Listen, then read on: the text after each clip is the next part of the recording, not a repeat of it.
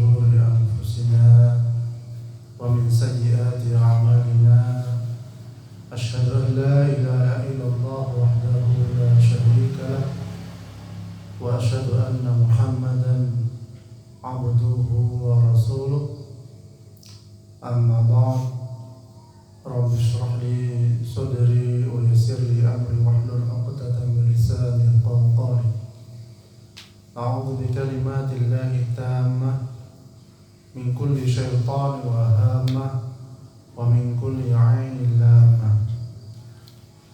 Alhamdulillah, Bapak Ibu sekalian yang dirahmati Allah, bersyukur kita kepada Allah Subhanahu wa Ta'ala atas segala nikmat yang diberikan kepada kita sekalian. Nikmat iman, nikmat Islam, dan nikmat kita bisa beribadah kepada Allah Subhanahu wa Ta'ala. Semoga amal ibadah kita diterima oleh Allah Subhanahu wa Ta'ala. Oleh karena itu, ada beberapa sebab yang menjadikan pahala kita hangus, pahala kita habis, bahkan pahala kita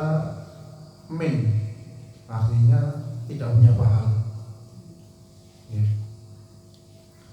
Apa itu? Yaitu ghibah, rasan-rasan, ngomongi orang, ngomongi tiang. Dari Abu Hurairah radhiyallahu anhu, Rasulullah sallallahu alaihi wasallam bersabda, yang artinya, tahukah kalian apakah itu ghibah? Para sahabat menjawab, Allah dan Rasulnya lebih mengetahui. Rasulullah sallallahu alaihi wasallam bersabda, engkau membicarakan sesuatu yang terdapat dalam diri saudaramu mengenai sesuatu yang tidak dia sukai. Jadi ghibah itu membicarakan sesuatu yang terdapat dalam diri saudara kita, saudara, mengenai sesuatu yang dia tidak sukai. Disukai bukan apa? Kemudian salah seorang sahabat bertanya, wahai Rasulullah, bagaimana pendapatmu jika yang aku bicarakan benar-benar ada pada diri saudaraku? Maksudnya tenanan. Kemudian Rasulullah SAW jawab, jika yang kau bicarakan ada pada diri saudaramu, maka engkau sungguh telah mengghibahinya. Sedangkan jika yang kau bicarakan tidak terdapat pada diri saudaramu, maka engkau sungguh telah mendustakannya. Jadi misalnya pun saudara kita atau tetangga kita, ya jauh ataupun dekat, kita bicarakan aibnya, niku namanya ghibah. Walaupun niku panci wonten teng saudara niku, tapi juga andai kata tidak ada pada saudara itu, didustai, misalnya dihapusi, padahal tidak ada, misalnya iku lho biasanya nyolongan, padahal mboten nyolongan, itu namanya dusta. Ini hadis riwayat Muslim. Tengah Al-Quran disampaikan juga, ya, dalam surah 49 ayat 12 yang artosipun, hai orang-orang yang beriman, jauhilah kebanyakan dari prasangka. Sesungguhnya sebagian prasangka itu adalah dosa. Dan janganlah kamu mencari-cari kesalahan orang lain, dan janganlah sebagian kamu menggunjing sebagian yang lain. Jadi mboten angsal golek-golek kesalahan tiyang, iku salah apa yo? Salah apa yo? Digolek dibututi. Nah, mboten angsal. Kowe iku mentutan misalnya ngoten. Cerita-cerita mati cedek iku mentuti, wasin menangguni gak enak misalnya ngoten. Lah cedek doang kok gaya masker. Kemudian dilanjutkan ayat,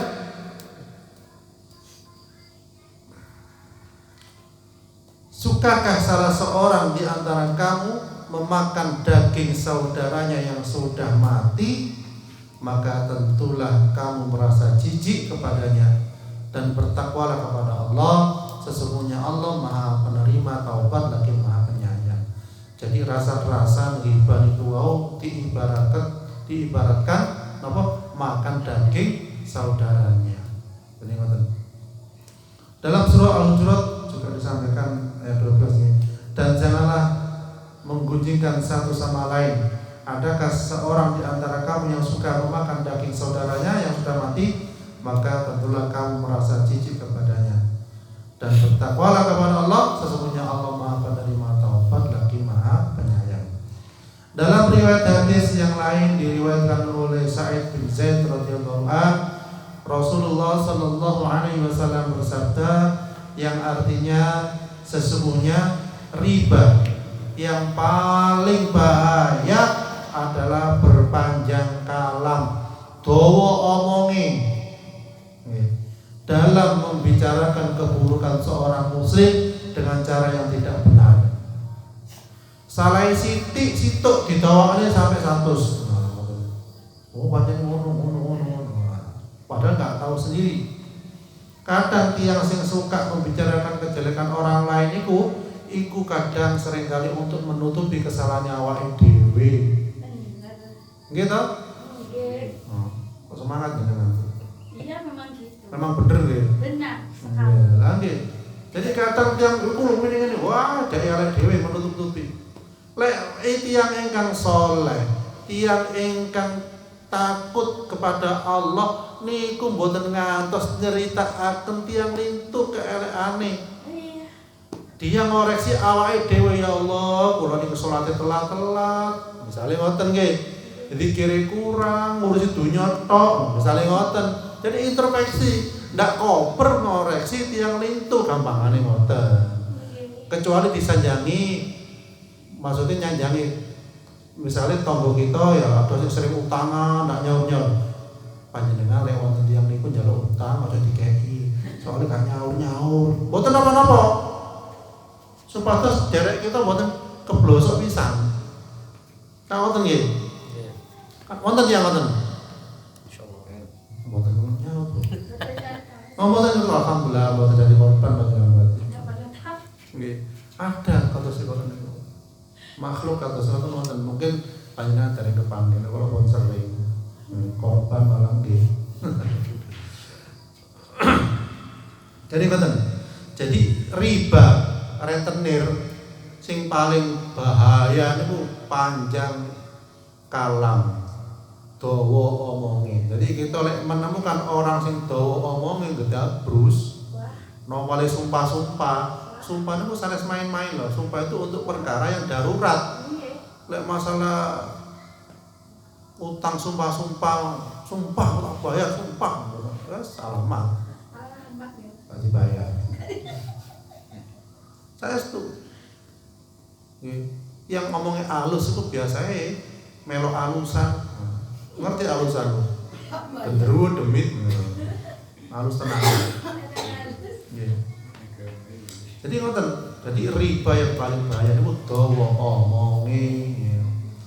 Kemudian dalam riwayat Ahmad dari Jarir bin Abdullah, kami pernah bersama Nabi, tiba-tiba tercium bau busuk, hambus sing ndak enak, yang tidak mengenakkan. Kemudian Rasulullah berkata, tahukah kamu bau apakah ini?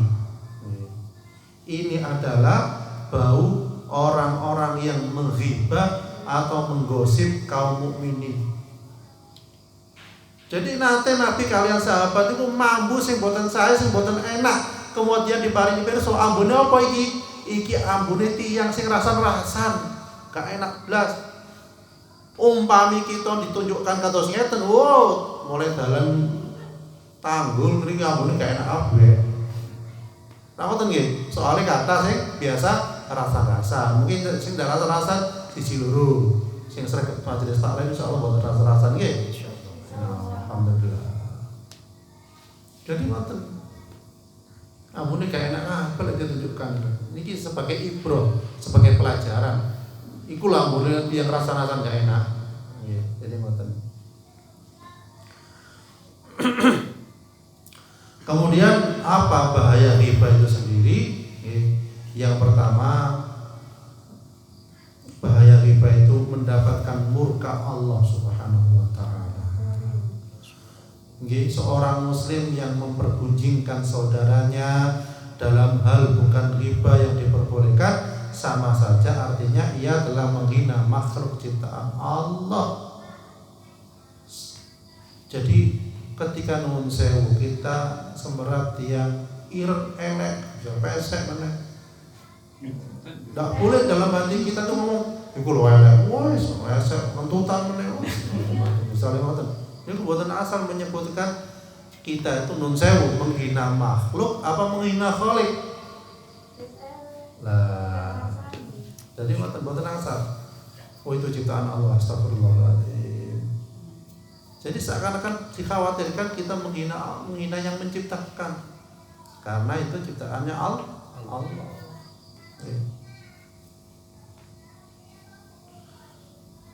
Kemudian yang kedua, yang ghibah niku atine atos, mboten ing dikandani biasanya.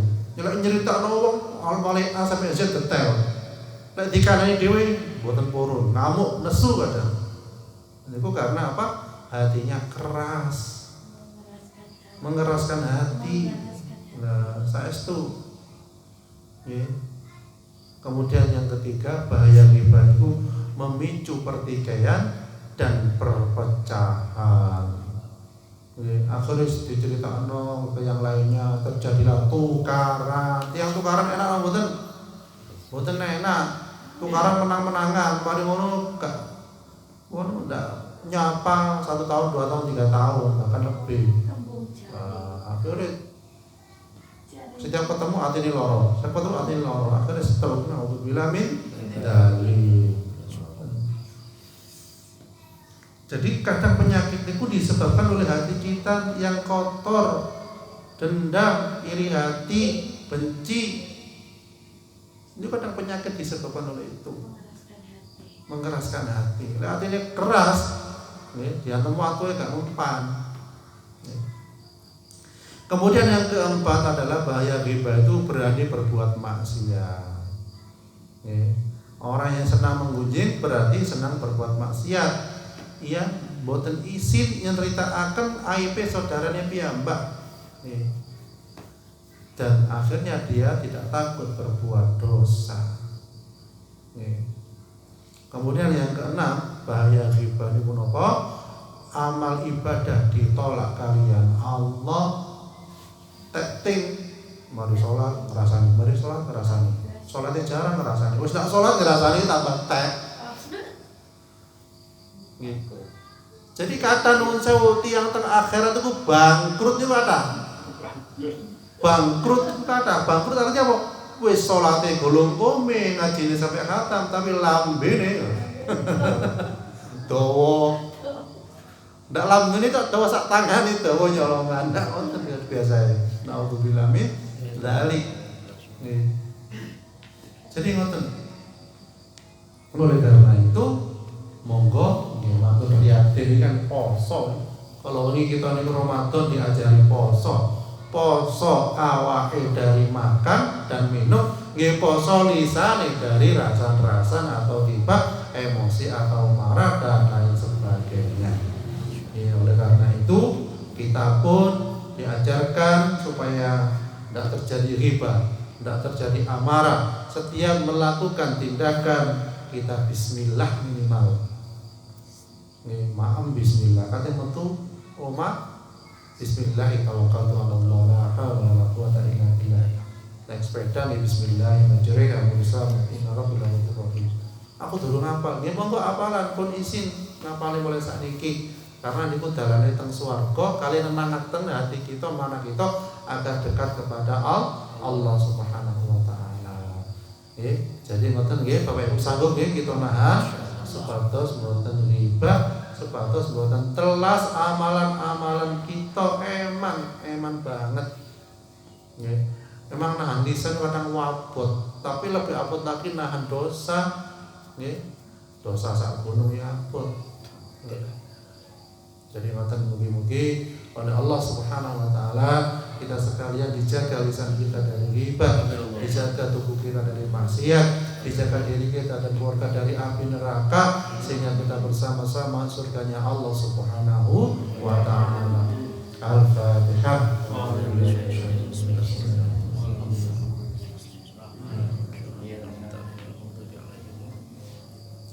أعوذ بالله من الشيطان الرجيم بسم الله الرحمن الرحيم الحمد لله رب العالمين قل اللهم مالك الملك تؤتي الملك من تشاء وتنزع الملك ممن تشاء وتعز من تشاء وتذل من تشاء بيدك الخير إنك على كل شيء قدير تولج الليل في النهار وتولج النهار في الليل وتخرج الحي من الميت وتخرج الميت من الحي وترزق من تشاء بغير حساب اللهم إنك تعلم أن هذه القلوب قد اجتمعت على محبتك والتقت على طاعتك وتوحدت على دعوتك وتوحدت على نصرة شريعتك أطب اللهم رابطتها وتمدها وادع سبلها وابلها بنورك الذي لا يخفو واشرح صدورها بفيض الإيمان بك وجبل التوكل عليك وأحيها بمعرفتك